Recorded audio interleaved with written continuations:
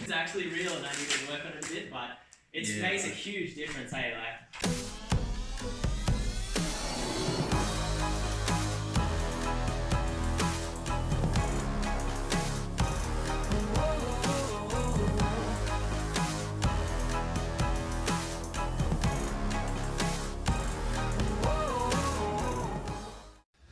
What's up? Welcome to this week's vlog. I'm Josh and we are documenting the crazy world of the magic life.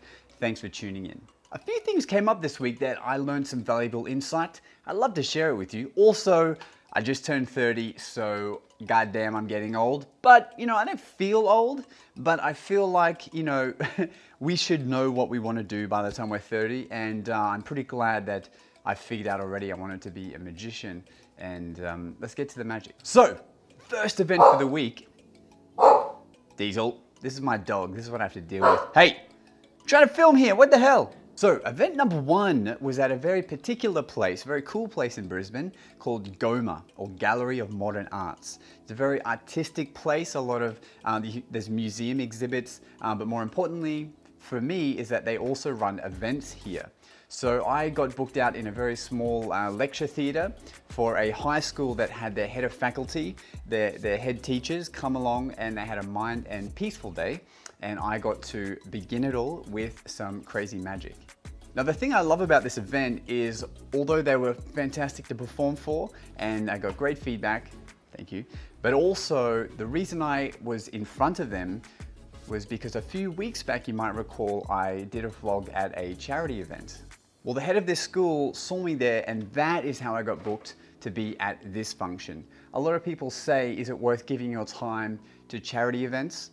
And if you feel that cause fits with you, it shouldn't matter about what comes from it. However, in this case, you know, what goes around comes around, and something great came around, so I got to share more magic. Also, another note, Hayden, the other magician who was with me, has since told me he also has booked a corporate event through being there at the functions. So that's amazing, 2-for-1 deal. I can't even thank Andrew enough for having me back at that original function. And that's the way magic goes. To be booked as a magician, you have to be seen magician. The end. When leaving the museum, they have a gift shop. So I went to the gift shop and I found me some sweet ass socks, which have swiftly made their way into my collection. For a bit of midweek fun, I thought I would go and hang out at my friend's studio called I Create Studios. And it's something that I want to get a little more professional with some of my videos that I make. And I thought it'd be cool just mucking around in a studio form, playing around with cards. So this was just shot from my phone, but this is what, pretty sure that was a fly that just flew past. Of course, in Australia, a fly will interrupt your shoot. But this was shot from my phone, just playing around. Enjoy.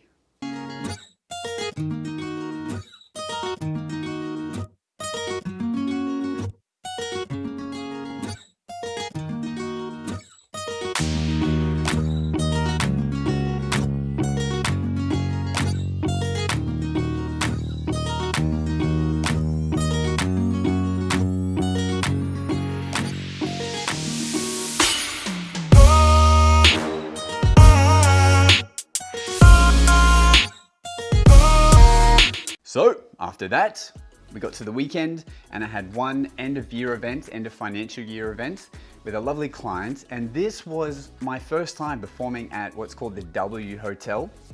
And it's a pretty schwanky, fancy hotel. I got to the function room, met with my client for the first time. It's lovely to put, it's always nice to put a name to a face. And I noticed quickly this event, there was only about 30 guests, and I knew that. And I was there to do magic for about 45 minutes, close-up roving, which is very fun. It's very intimate. You get to mingle with all the guests one-on-one. And it occurred to me very quickly that as soon as everyone sits down at this long, narrow table, it's going to become an awkward show because everyone's going to be kind of just watching because I'm so close to everyone and everyone's at the same table. So something that I always keep close to me is this. I always keep this in my close-up case no matter what. And I've talked about this before, but this is a microphone holder. So I knew that they had an MC and they were doing some announcements for awards and that kind of thing. And so luckily, that would have made a massive sound. So because I had this in my close-up case, it meant that I could now do an impromptu, still close-up magic, but addressing the whole group at once. And you know what? It really made the event a killer night, and the client, thank you, left me a wonderful Google review. And it really saved the night because it could have been quite an awkward thing. So being able to read your audience is something that comes natural to you when you're performing. Us magicians know that, but just being prepared for everything, no matter what, has saved my butt so many times now. So thank you to this. So that's pretty much the Magic Life week. I got to do some sweet magic, got to turn 30, and I'm pretty sure my dogs are trying to kill each other, so I'm gonna stop them, and you guys have a great week. See ya.